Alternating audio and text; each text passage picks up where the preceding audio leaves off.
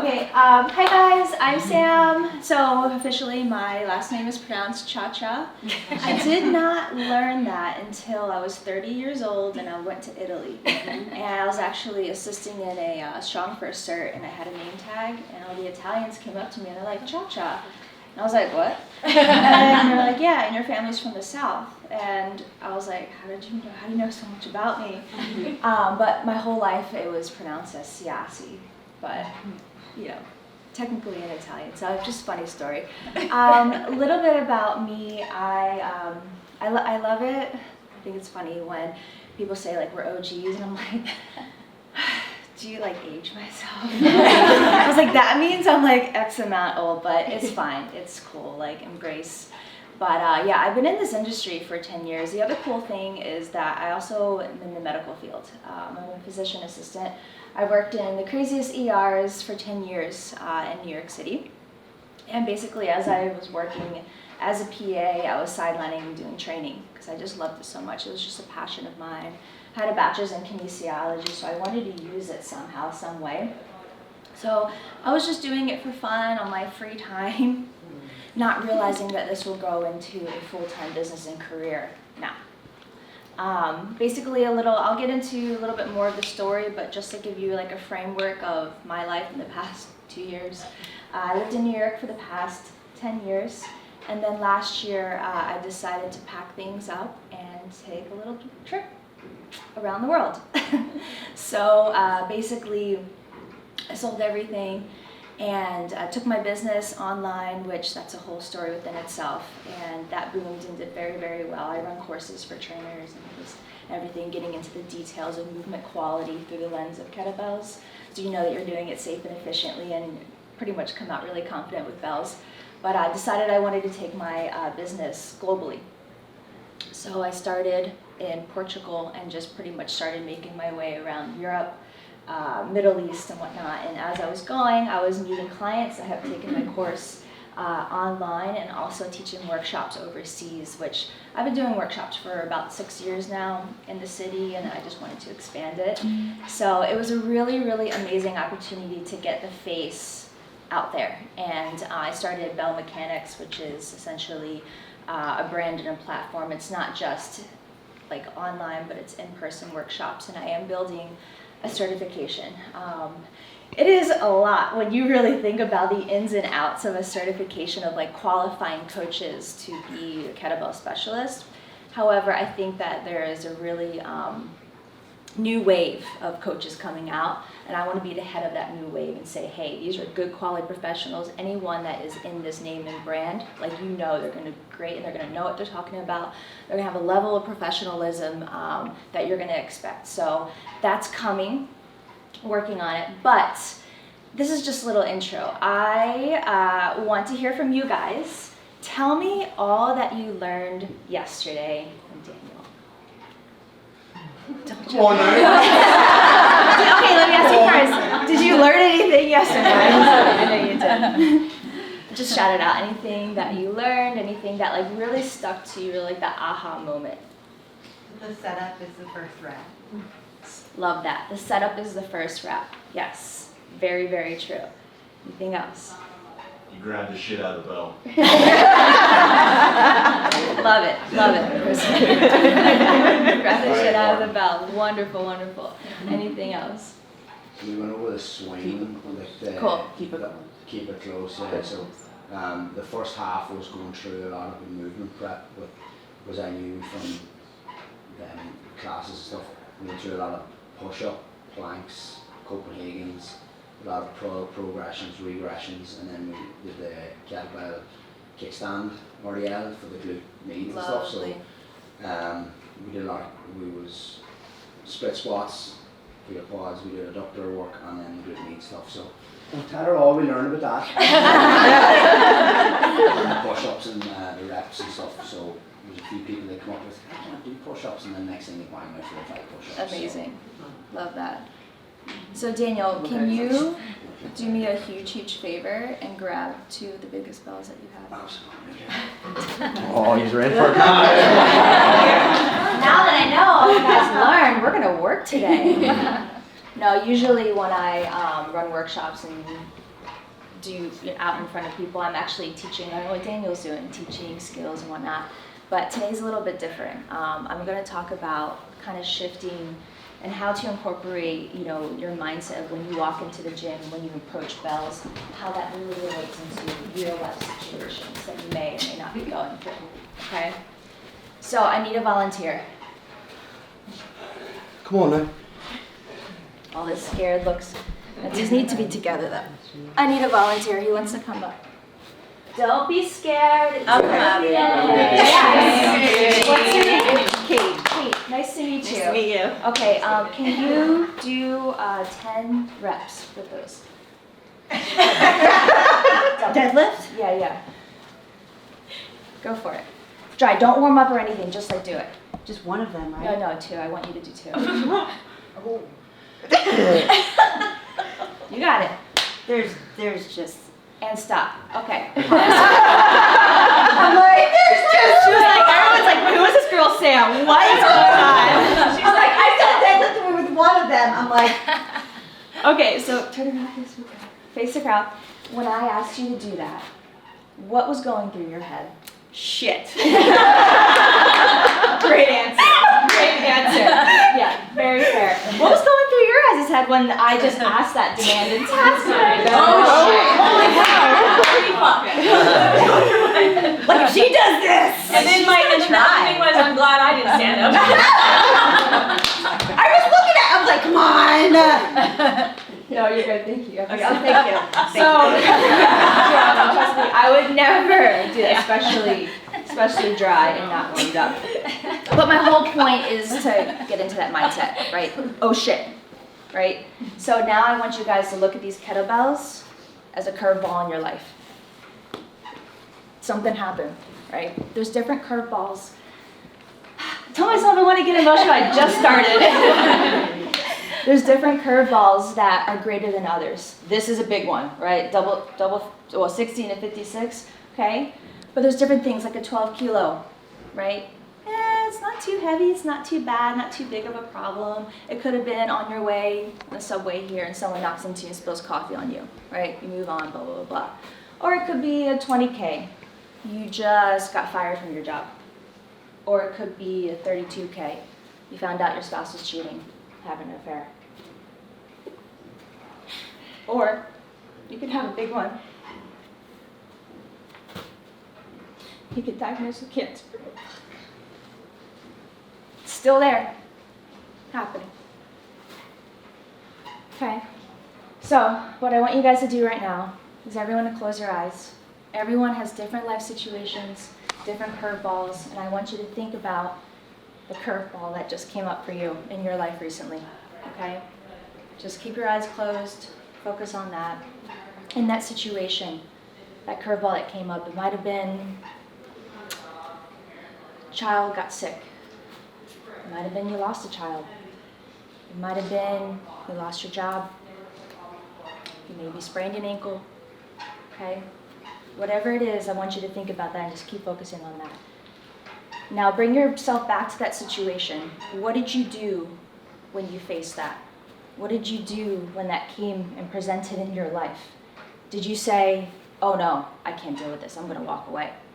Or did you say, I'm gonna walk up to it, face this, grab it by the bell, grab it by the bar, and take handle of it, okay? And you can open up your eyes. Just sit on that, hold on to that one, okay? Now you realize that there's a very strong parallel between what we do in the gym and what we do in life. When you come to the gym with your trainer and they ask you to do something, do a task, you trust them, right? And then they give you the task and you go ahead and do it. You may be a little uneasy about it, but you face it, you approach it, right? And you may be asked to do something you've never done before in your life, but your trainer's like, oh, it's okay, you got this, I believe in you, you trained for this. And you do it and you're like, oh my gosh, I just did it. I just went through it, right? Remember that feeling that you got in there. It's the same thing when you have life events. Go through it, you do it. You figure it out some way, and you come out on top, okay? So, you guys have your life curveball. I'll tell you about my life curveball. Big ones that just happened. So as I mentioned, I traveled the world. I was going around teaching workshops and meeting all cool people overseas. I actually, funny story, well it's not funny, but I actually was on vacation in Egypt. I was on a cruise on the Nile River, having a great time. And I was sitting at lunch with my friends and got an email, DCIS, ductal carcinoma in situ, breast cancer. I remember sitting there and being like, why? Why me? Why is this in front of me? I'm 34 years old. I'm doing great things. I'm trying to spread the good word of kettlebells and movement. Why does this have to stop me, right? I pretty much didn't want to accept it. I said, nope, I'm good. Walked away from it, you know? Just like you might do if your coach and trainer says, pick up those 2 bells. Nope, they're still there. It was still at my doorstep. So I had to make a choice and say, let's go, right? I had to make a choice and say, all right, switching gears, came back to the States. But that wasn't the only curveball.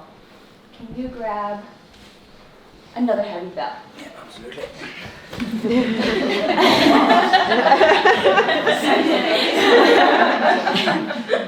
I know. Put him to work, Sam. I know, right? He said it was okay. So, cancer, big thing. I'm like, oh man, okay. I come back to New York. I get here, so I basically had a global insurance. Once they found out that I had cancer, they said, no, we don't want to pay for it. No, actually, we're going to cancel you off our plan, so you'll be uninsured. 3 days before I was scheduled for surgery. Curveball number 2. What do? Can't walk away from it now. Your coach just asked you to deadlift this. I can't say no and walk away. I gotta face it, right? Oh no, but wait. Can I have another set?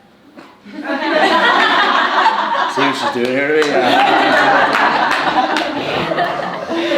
Now you need it. We have to bring all of them in. So now I'm uninsured. Now pretty much I can't pay. The hospital was like, we need $25,000 up front before you get the surgery. Curveball number 3. My surgeon calls me. I don't know if you guys are in the healthcare field or know what was happening in New York. Nurses strike. Yep. I was supposed to have surgery the week they went on strike.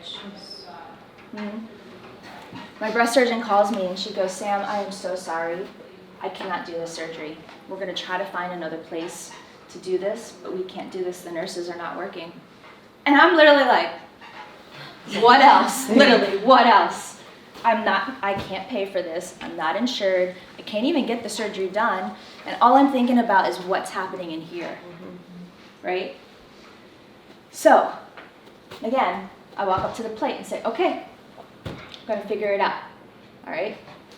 I'm gonna grip it by the balls, grip it by the handle, and say, I'll figure it out.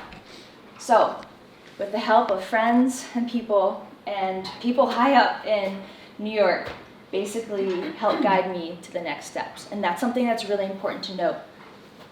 Don't go through this alone. Don't do this alone.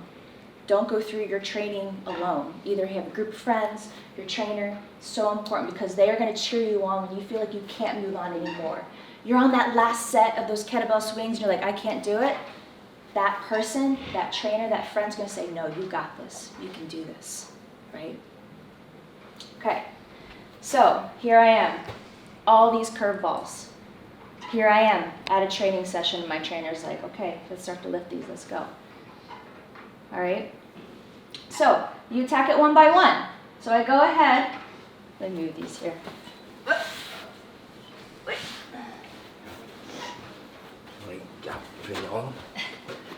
Should work, perfect. All right, so first things first. Thank you. First things first is I gotta get new insurance. So what am I gonna do? I'll figure it out. and I'm gonna go.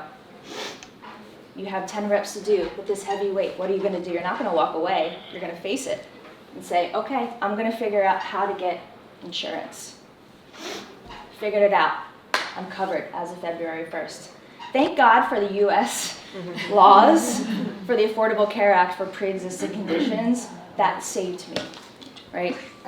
Okay, number 2, I have to find a new doctor because I don't live in New York anymore. So I can't get insurance here, so I have to go to where my business is established, which is in Pennsylvania. I have to go back home and get insurance there. So my doctors at Mount Sinai are not gonna come down and visit me, so I gotta find new doctors. All right, curveball number 2, set number 2. Here we go. Asking friends, calling doctors. Oh wait, but I'm under a timeline because I have this cancer that's just growing. How do I get seen right away? Set done. Okay, got a doctor, got me in real quick, got me in with the plastic surgeon. Now we're kind of setting up date. Okay? Last task, which right now in real time is not done yet, but I have a surgery date, right? February 21st, I'm going in for a... Obviously, I haven't processed it fully. Bilateral mastectomy.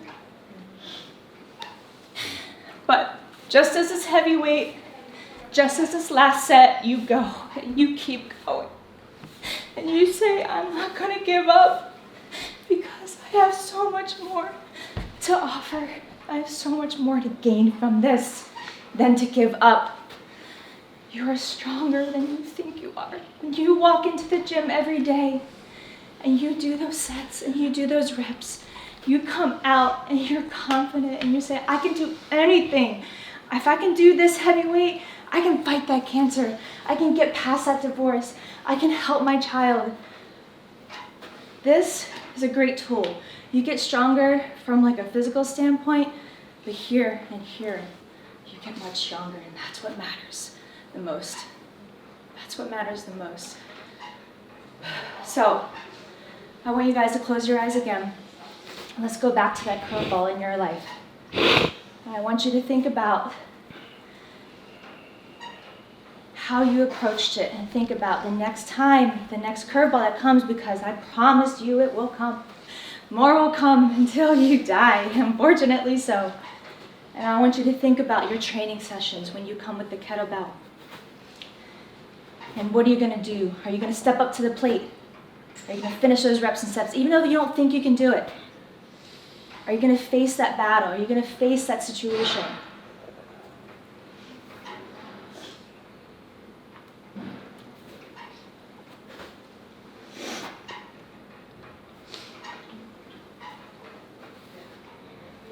All right, you guys can open up your eyes.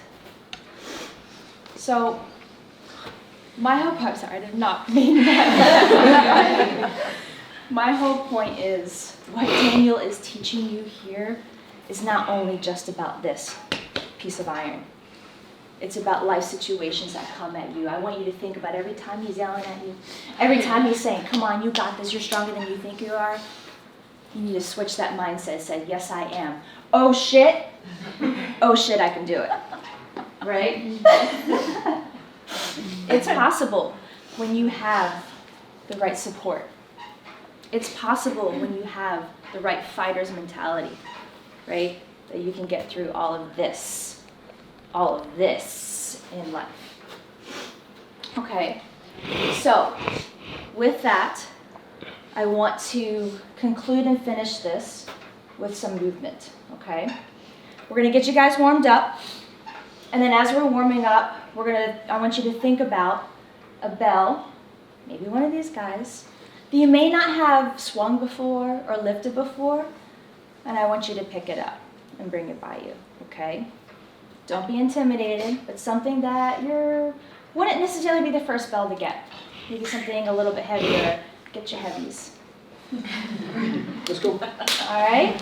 So is it? I want to get them like moving. Do you want to We can bring go it out, to the yeah, we turf? can All go right. out So there, guys, yeah, we're gonna yeah, go yeah. out to the turf.